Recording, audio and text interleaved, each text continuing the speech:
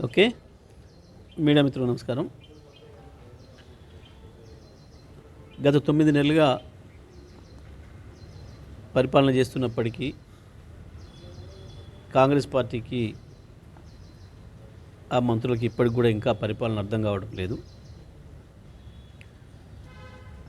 గతంలో మేము పూర్తి చేసి ఇంకా మాకంటే ముందు కాలం నుంచి కూడా పూర్తి అయిపోయి ఉన్న ప్రాజెక్టుల నీళ్ళనే ఇవ్వటం చేత కావటం లేదు. నాగార్జున సాగర్ నీళ్ళను కూడా చక్కగా ఇవ్వలేని దద్దమ్మ ఉత్తమ్ కుమార్. నీకంటే వెనకకొచ్చినోడు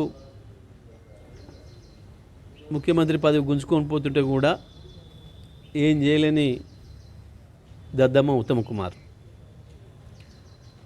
ఇవాళ తెలంగాణలో డెకాయిట్ల పరిపాలన నడుస్తూ ఉంది. కేసీఆర్ గురించి మాట్లాడడం కాదు, ఇవాళ ప్రజల్ని ఎవరిని అడిగినా, హైదరాబాద్లో బిల్డర్లను అడిగినా,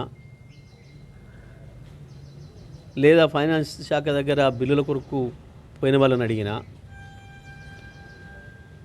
గ్రామాలలో ఏ ఆఫీస్కి పోయినా, మండలాల్లో ఏ ఆఫీస్కి పోయినా ఏం జరుగుతుంది, చేతులు తడవకుండా పని జరగడం లేదు అని చెప్పి ప్రజలు ఎట్లా గగ్గోలు పెడుతున్నారు మీ అందరికి కూడా తెలుసు.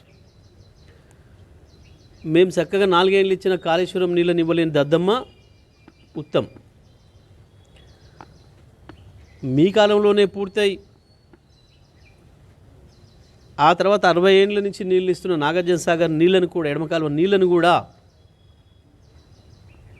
పూర్తి స్థాయిలో అందించలేక పొలాలను ఎండబెడుతున్న దద్దమ్మ కూడా ఉత్తమ్ కుమారే. మాట్లాడేటప్పుడు నోరు అదుపులో పెట్టుకొని మాట్లాడాలి. 1,00,000 కోట్లు అంటాడు, 1,80,000 అంటాడు, 1,40,000 అంటాడు, 180 అంటాడు.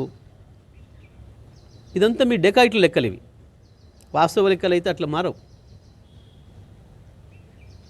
ఎందుకంటే డెకాయిట్లు మాత్రమే దోసుకొని వస్తారు కాబట్టి దోసుకొని వచ్చిన సొమ్ములో వాడెంత తినడు వీడెంత తినడు అని చెప్పి లెక్కలు తెలియక మాట్లాడుకునే మాటలు దోపిడి దొంగల మాటలు మీవి. వాస్తవానికి హుజూర్నగర్ నియోజకవర్గం నుంచి మాకు ఫోన్లు వస్తున్నాయి, సార్ మా పొలాలు ఎండిపోతున్నాయి, మాకు ఇబ్బంది అవుతుంది, మీరు రావాలి అని. నల్గొండ నియోజకవర్గం నుంచి వస్తూ ఉన్నాయి. తుంగతుర్తి, సూర్యాపేట, కోదాడ నుంచి అయితే మొత్తుకుంటున్నారు రైతులు, మా పొలాలు ఎండిపోతున్నాయి, రండి కొంచెం చూడండి, పట్టించుకోండి. ప్రభుత్వానికి, ఈ మొద్దు ప్రభుత్వానికి, తెలివి తక్కువ ప్రభుత్వానికి